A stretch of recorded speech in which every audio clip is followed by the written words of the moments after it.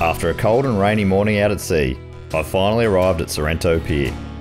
It was on this small peninsula that William Buckley, convicted of stealing a piece of cloth, was destined to serve out his time as a convict at the Collins settlement. Not long after arriving, William Buckley's perilous story took yet another twist. This same peninsula is also home to the St Andrews Beach Brewery, so before I begin retracing Buckley's incredible journey, I better begin my own. So we've just arrived at the St Andrews Beach Brewery and I'm here with Tim, who's going to show me around. He's, I think, the most important man here.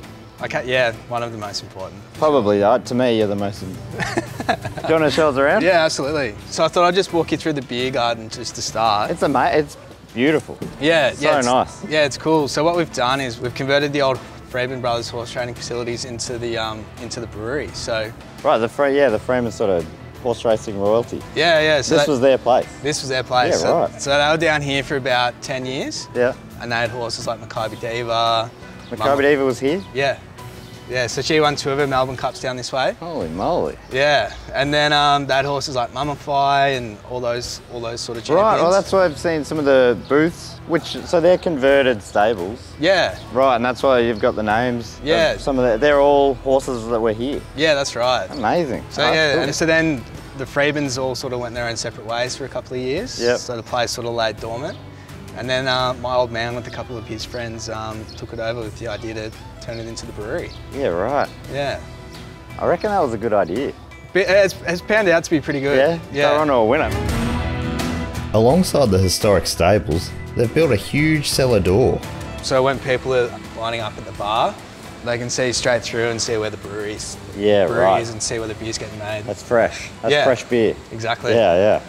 Keep saying it's epic. It's just I don't think I've ever been to a brewery like this. Yeah, I'll take you into the brewery so you can have a quick look.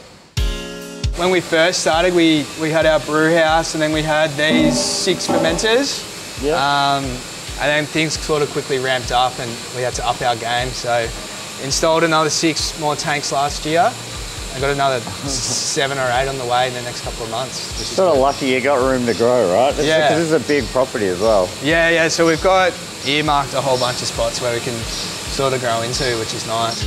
While I pretend to know what I'm talking about with Tim, let's go have a look at the canning line. So this is where we package all of our beers. It's a bit quiet today, but there's usually we usually can 3 to 4 times a week. We changed to cans sort of in October 2019, and it's made a huge difference, which is good. Right, so it used to be Stubbies. It used to be in Stubbies. We used to have like this old clunky bottling line, which did about 400 bottles an hour.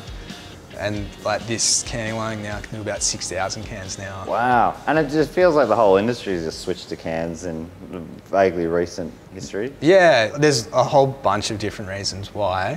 Main reasons you get to keep the beer fresher because it's like... The light. Yeah, because it's like airtight.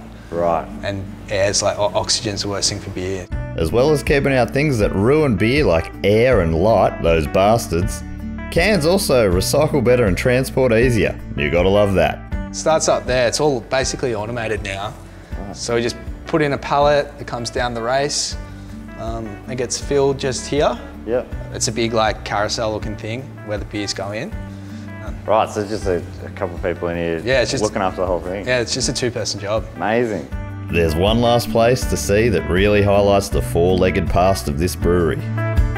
So now this is where the training track used to be. I gotta say, it's a fair upgrade. Horses, horse racing, now beer. Yeah, so what we've done is, like, you don't want to waste any land, obviously. So, yeah, what we've done is we planted 6,000 apple and pear trees. So, hoping next year we'll be pumping out some cider as well. Right, oh, great. Yeah. What kind of apples you got? You got the Fuji's, Granny Smiths. What are you talking? So we got... Golden Delicious.